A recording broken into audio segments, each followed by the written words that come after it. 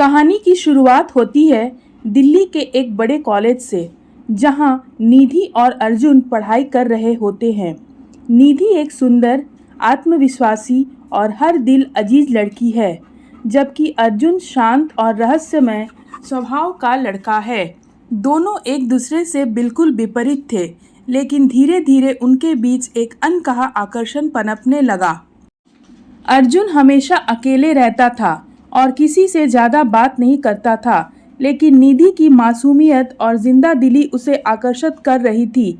निधि भी अर्जुन की रहस्यमय आंखों में कुछ ऐसा देखती थी जो उसे उसकी ओर खींचता था। एक दिन जब निधि कॉलेज के लाइब्रेरी में थी, उसने देखा कि अर्जुन एक पुरानी किताब में खोया हुआ है।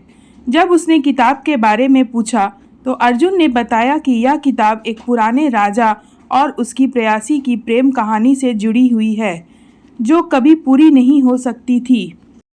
निधि ने उस कहानी में दिलचस्पी दिखाई और अर्जुन ने उसे पूरा कहानी सुनाने का वादा किया। दोनों के बीच धीरे धीरे दोस्ती बढ़ने लगी और वे अक्सर एक दूसरे से मिलने लगे, लेकिन अर्जुन हमेशा अपने बारे में कुछ बातें छिपाए रखता था, जैसे कि वह कहाँ से आया है और उसका परिवार कौन है। एक दिन जब दोनों शहर के पुराने किले में घूमने गए, अर्जुन ने निधि को वह जगह दिखाई जहां उस पुरानी प्रेम कहानी का अंत हुआ था। अर्जुन ने बताया कि वह राजा और उसकी प्रेयसी यहां मिलने वाले थे, लेकिन उन्हें कभी मिलने नहीं दिया गया और उनकी प्रेम कहानी का अंत दुखद हुआ।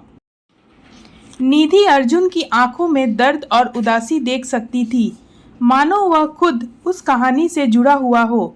निधि ने उसे दिलासा दिलाया और कहा, तुम्हें उस कहानी से इतना लगाव क्यों है? अर्जुन ने कुछ पल चुप रहकर जवाब दिया, क्योंकि वह कहानी मेरी अपनी है। निधि चौंक गई। अर्जुन ने उसे बताया कि वह असल में एक शापित आत्मा है, जो सदियों से इस धरती में भटक रही है। उसकी और उसकी प्रेयसी की प्रेम कहानी कभी पूरी नहीं हो सकती और अब उसकी आत्मा तब तक चैन से नहीं सो सकती जब तक वह अपनी प्रेयसी को फिर से नहीं पा लेता। निधि के लिए यह सब किसी सपने जैसा था, लेकिन अर्जुन की आंखों में सच्चाई थी। उसने अर्जुन से पूछा, तो मैं तुम्हारी प्रेयसी हूँ? अर्जुन ने सिर हिलाते हुए कहा, हाँ, तुम ही हो, लेकिन इस बार भी हमें अलग करने के लिए ताकतें काम कर रही है। तभी अचानक वहां एक काली छाया उभरी और अर्जुन को खींचने लगी। अर्जुन ने निधि को पीछे हटाने को कहा, लेकिन निधि ने उसका हाथ थाम लिया और कहा, इस बार हम साथ रहेंगे, चाहे जो भी हो। निधि के इस साहस से अर्जुन की आत्मा में शक्ति आई और उसने उस काली ताकत को चुनौती दी। दोनों ने मिलकर उस ताकत का सामना किया और अंततः उसे हराने में सफल रहे। काली छाया के मिटने के बाद अर्जुन ने निधि से कहा, अब मैं मुक्त हूँ, लेकिन मुझे तुम्हें अलविदा कहना होगा।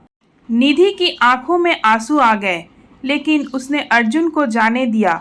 अर्जुन की आत्मा ने धीरे धीरे उससे विदा ली, लेकिन जाते जाते उसने वादा किया कि वह किसी न किसी रूप में हमेशा उसके साथ रहेगा। निधि ने अर्जुन की यादों के साथ अपना जीवन आगे बढ़ाया।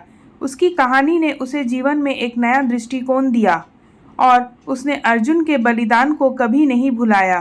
कहानी ने निधि को सिखाया कि सच्चा प्रेम कभी मरता नहीं, चाहे वह इस दुनिया में हो या किसी और दुनिया में।